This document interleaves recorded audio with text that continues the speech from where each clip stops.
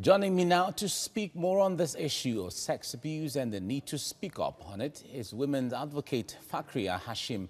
She joins me now from Abuja. Fakria, good afternoon. It's good to have you join me right now. Now, the issue of inadequate legislation against rape, will Nigerians or will people conclude now that those who are responsible do not see rape as serious enough to bring up firmer policies against it? Well, thank you for having me, first off. And to answer your question, that's what our awareness movement is about. Sensitizing people enough to get acquainted with the laws. There was a law that was recently passed by the National Assembly, the Violence Against Persons Act, which is yet to be domesticated in these states. So when it's domesticated, which we will try to push as much as possible with other NGOs that we're aligning with, we will ensure that people know about these laws and know that it's well within their rights to pursue justice for themselves.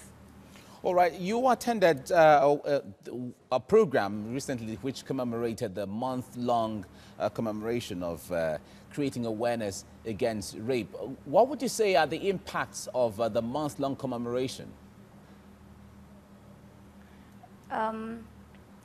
It creates extensive awareness about the issues that are all around us, but we often neglect. For example, in the northern part of Nigeria, these abuses have been happening for decades.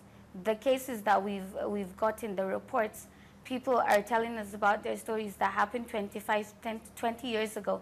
So it's nothing new. But why are we speaking about it now? It's because there has been a spark in the conversation that sprang from the Me Too movement in the US. People are beginning to break the silence. And that's the only way that we can break the cycle of abuse, and especially in the North, where talking about sex is seen as a taboo. So you can imagine how the perception of sexual abuse is here. We're always trying to cover things up, but not anymore. What is the impact of culture in the challenge against overcoming these issues of rape? Well, culture, for one, plays a really big role in ensuring that it buries a lot of the things that happen. We associate sexual abuse with the dignity of the woman. We try to shush, the victim, whether, a boy or a girl, because we do not want to destroy that victim's, we don't want the reputation of that family to be destroyed.